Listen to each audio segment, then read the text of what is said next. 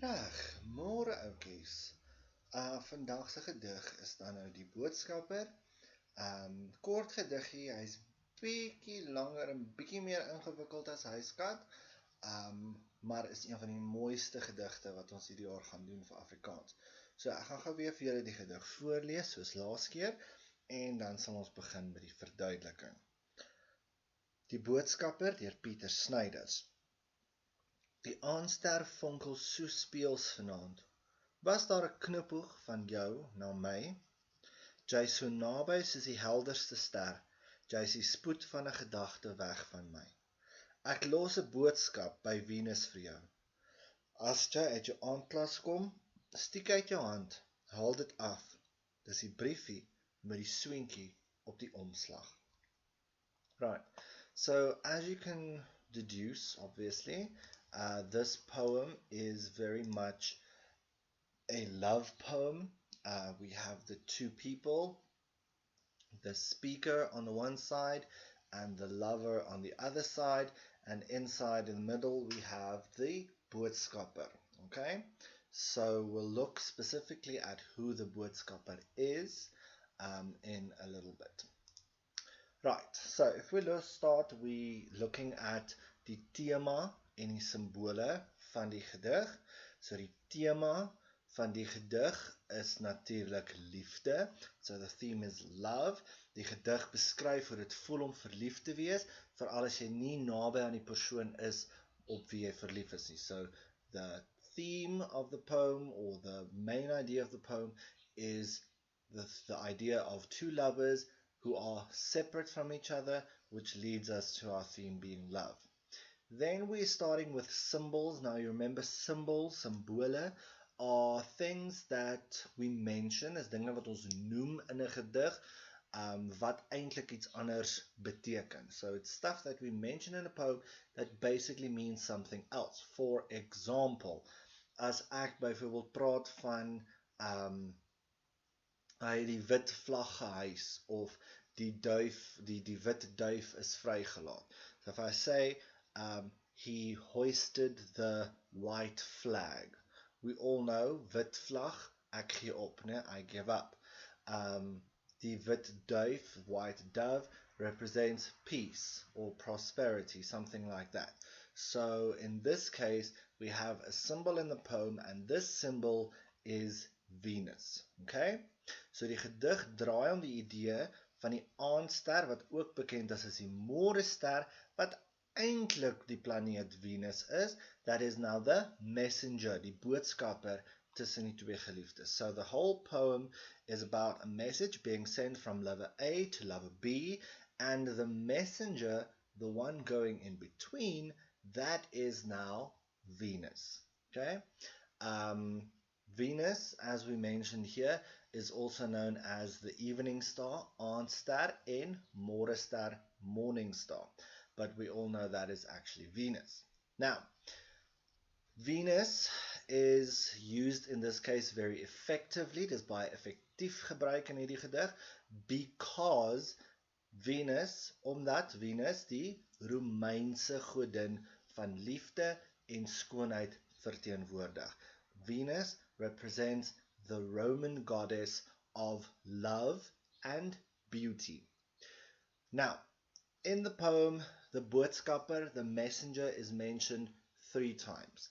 The first time in stanza 1 as die aandster, the second time as die helderster in stanza 2, and the third time as Venus in stanza 3. So die boodskapper word op 3 verskillende maniere genoem, op 3 verskillende plekke in die gedig. Aandster in strofe 1, helderste ster in strofe 2 en Venus in strofe 3. Dan, die taal van die gedig, the language of the poem. Again, note the colors.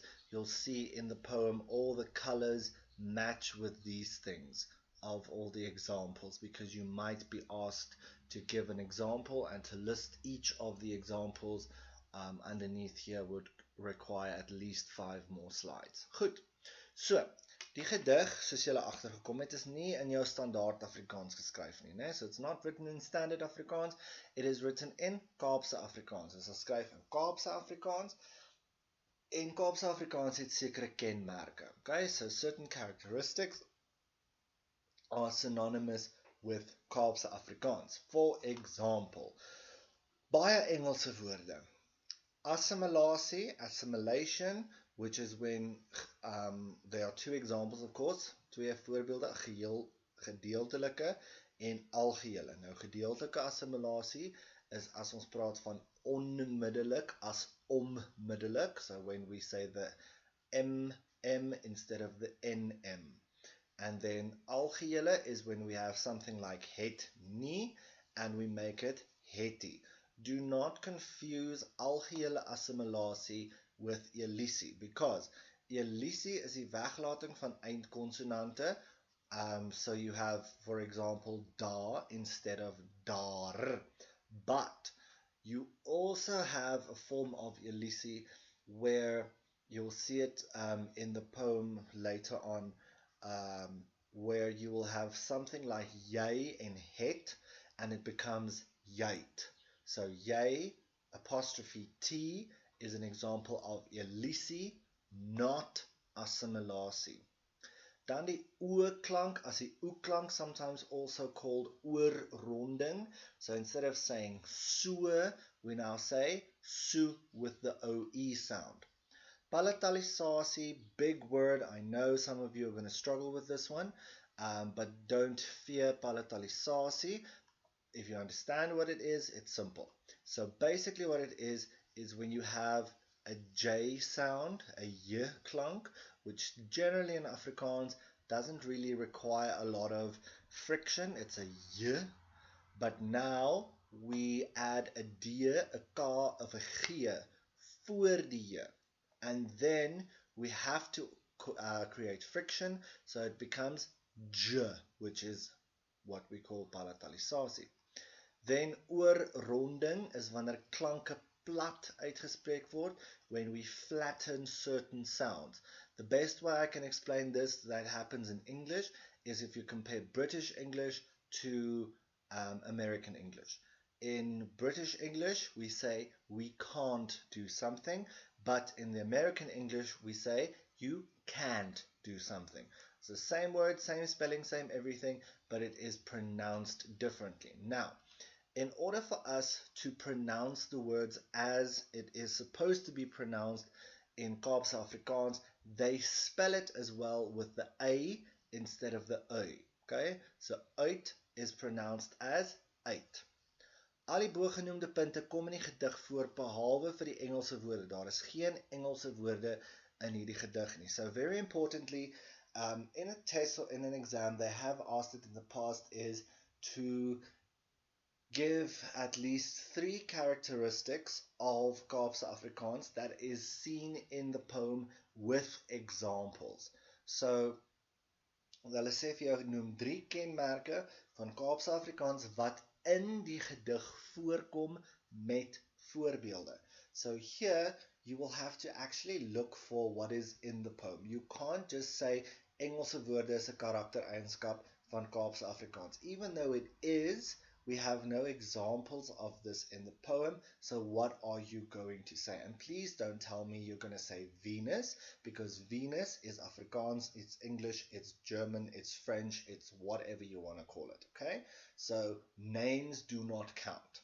Goed, so please keep that in mind, so you can mention assimilasie, elisie, die oorklank, palatalisasie, of ontronding. With palatalisasie as well, if you can't remember palatalisasie, then just say die j-klank uitgespreek as die j-ei. Alright, so if you can do that, that is perfect.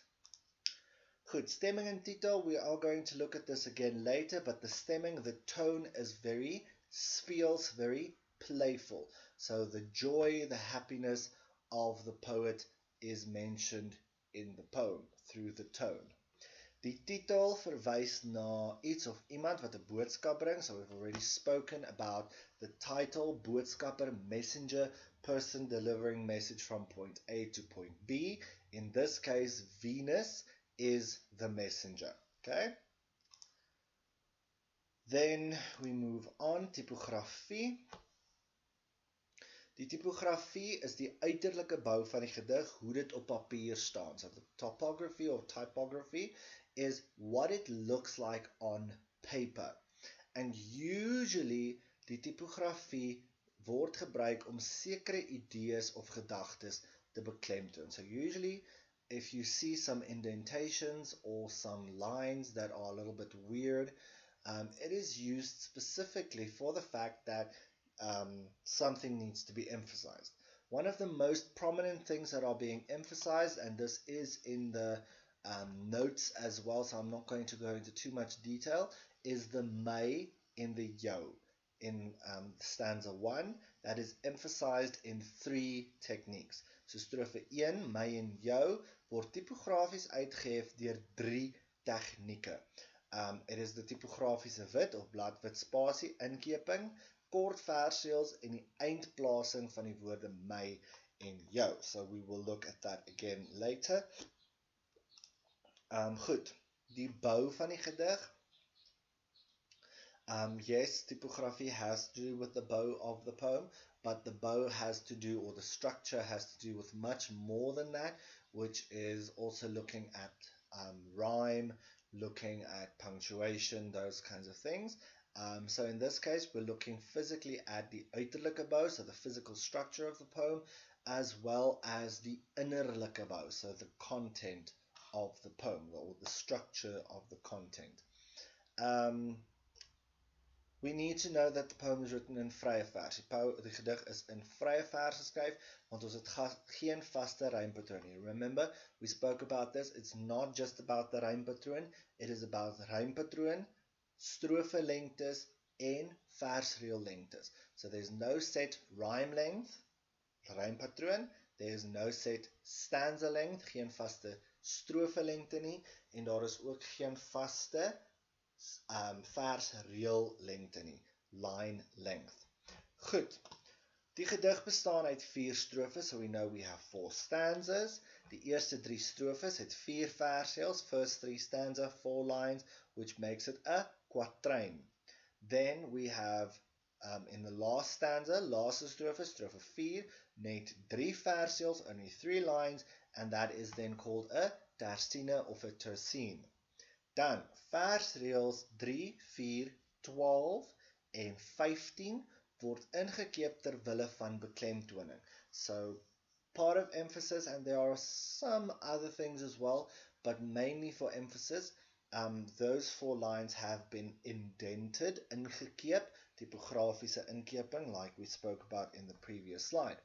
Die afwesigheid van eindrym bevat die gedig baie voorbeelde van binnerym. So because there's an absence, afwesigheid of end rhyme, paarrym, kruisrym, those kinds of things, we now have a lot of examples of binnerym, alliterasie en assonansie. Guys, I very seldomly these days highlight alliteration and assonance. Not because of this or because of that, but it's grade 8 work. You know what alliteration is. Alliterasie is die herhaling van konsonantklanke. Remember when we did huiskat, I said STR klank. It's not just the STR letters, it is the sound that they represent, as well as assonansie. Remember, assonansie is the repetition of vowel sounds. So again, you can have something like an EIA and a long YA that sounds exactly the same, spelled differently, but the sound is the same sound, therefore it will be part of assonansie. Innerlike bou, progressie in other words, so the progression in the poem. In strofe 1 begin die spreker deur te noem dat die ster vir hom knipoog. Dan gaan hy onmiddellik oor na gedagtes van sy geliefde, en in die strofe 3 word daar verwys na die boodskap wat by Venus wag.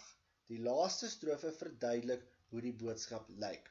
So the structure or the progression that we have in the poem is to do with the message. In the beginning, we see that the star is winking, or we think that the star is winking at the reader, thinking, maybe there's a message here. Then it goes over to the thought of his loved one. I'm thinking about you. I miss you. You're the speed of a thought away from me, those kinds of things. In stanza 3, he mentions, when you get out of your evening class, reach out and take the message that I leave with Venus for you.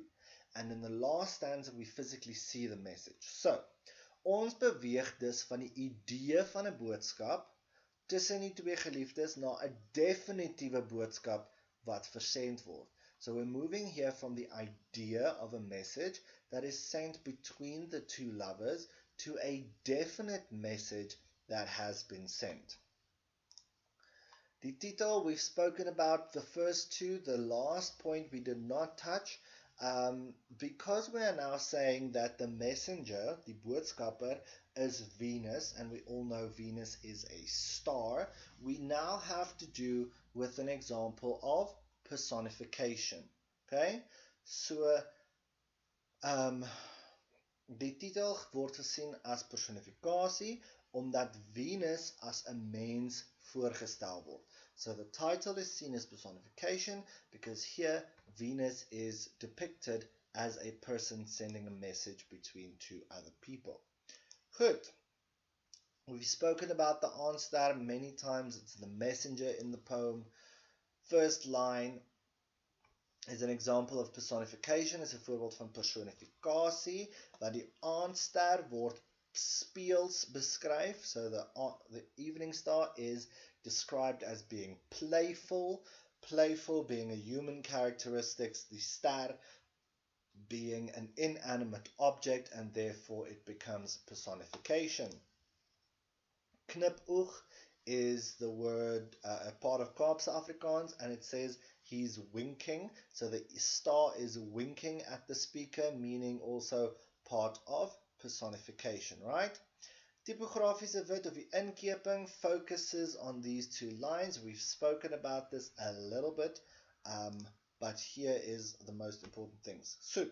So, my en jou word uitgehef deur die tegnieke. So we've spoken about the emphasis of the my and the jou in this poem. So die inkeping in die twee reëls, the open spaces that you see here, that is one of the techniques in which the two words are emphasized. The kort versreëls, 2 words each, the shortest in the entire poem. And then the eindplasing van my en jou, putting my en jou at the end. And it's not just here, in a lot of other spaces in the poem as well, the my and jou isn't where you would naturally place them. So the poet has specifically chosen to move those two words throughout the poem so that they are emphasized. Okay?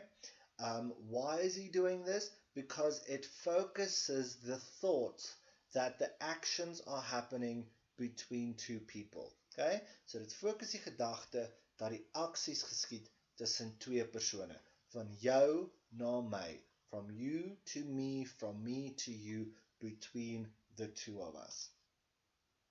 Jy is die spoed van 'n gedagtes, jy is so naby soos die helderste ster. He compares as 'n vergelyking, soos, comparison, simile. He is comparing his speaker or his loved one being as close to him as the brightest star. Now, obviously, you know the stars are very far away, but because it's so bright, it seems as if it is just here.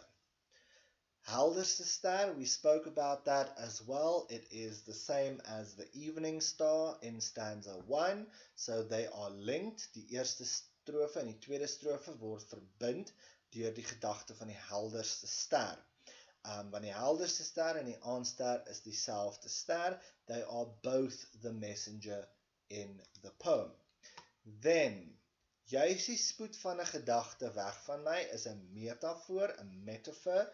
You are the speed of a thought away from me. Die digter vergelyk die distansie wat die spreker van sy geliefde na die spoed van 'n gedagte. So, the speaker here is directly comparing the distance between him and his loved one to that of the speed of a thought. Meaning, die spreker sê as hy aan sy geliefde is nooit verder weg as as 'n gedagte van hom af nie. So he's saying that his loved one is never further away from him than a thought, meaning if I think of you, you are here and we are together and everything is fine. Then, you remember we spoke about this already. The poem is figuurlik. It is a very figurative poem. Die ster is ver weg van die aarde af. Die boodskap wat, al is die ster ver weg van die aarde af, is die boodskap wat uitgebeeld word slegs 'n gedagte ver. So, even though the star is very far away from the earth, the message that it entails is actually just a thought away from the other person. As die persoon die ster sien, kan hy die boodskap van sy geliefde sien. If he sees the star, he sees the message from his loved one. So he knows that his lover is thinking of him also when he looks up at the evening star. Then we have contrast as well. So naby, soos die helderste ster, you can't say the helderste ster is naby, it's very far away. So the idea of distance, naby and ver, is emphasized in these two words, and therefore it becomes part of contrast. Nou, ek los my boodskap by Venus vir jou. As jy uit jou aandklas kom, stiek uit jou hand. Boodskap, we know that the message that is leaving is probably going to be a message of love. Boodskap van liefde. And Venus, the aandster, we've spoken about all of these things. It's the evening star, it's the morning star, it's the brightest star. It is also the symbol of love, or the Roman goddess of love, therefore the best possible place to leave a message of love. Aandklas, talking about the lover here, she's probably still at university or something like that, running evening classes. Kom stiek uit jou hand en haal dit af. It emphasizes the action, die aksie wat moet gebeur. Die spreker of die geliefde, in die geval moet dan die boodskap afhaal. She needs to take the message and she needs to stretch out her hand and take this message. Then die typografiese inkeping here, the open space, is possibly to refer to the distance. So is moontlik daar om die distansie uit te beeld wat sy gaan moet strek om die boodskap te kry. So it's the distance that she will need to stretch to get this message, and then take note. Minds open. Dubbelpunt always indicates a verduideliking of a beskrywing volg. So the colon always indicates an explanation or a description will follow. More information, in other words, meer inligting sal volg. In this case is dit 'n beskrywing van hoe die brief lyk. So in this case, it's a description of what the message looks like. Nou, dis die briefie met die swinkie op die omslag. Briefie en swinkie, both of these words are in the diminutive form. So die liefdesboodskap word hier in letterlike terme uitgebeeld. Dit is 'n briefie. So here, finally, our message has gone to something solid. It's no longer just a wink or a thought. Now it is a physical message. But it's not this beautiful Shakespearean sonnet of, I don't know, Romeo and Juliet type love scene. It's a simple, it's 'n eenvoudige briefie. Want die verkleining, the diminutive briefie, swinkie, tells us that this is simple. It's not a kus. A kus is also a swinkie of a soon. So it's not this high and mighty language. It's simple, it's plain, it's everyday. Think about messages that you wrote to your boyfriend or girlfriend when you were in primary school. It's not something that will be studied 50 years from now as the best literature on the earth, but it's simple, it's straightforward, it's easy to understand. Goed, swinkie, furthermore, it's not necessarily a physical kiss, it's nie noodwendig 'n fisiese swinkie nie, maar dit is iets wat kan gebruik word om die brief te identifiseer. It is something that can be used to identify the message. So it can be something like that, little crosses that Oma used to write on your letters, for your birthday cards, those kinds of things, né? Then die tipografiese wit of die tipografiese inkeping kan gesien word as die spasie waar die swentjie geplaas kan word, can be seen as the little space where this kiss needs to go. And that is the end of that. Fluit, fluit, my story is uit.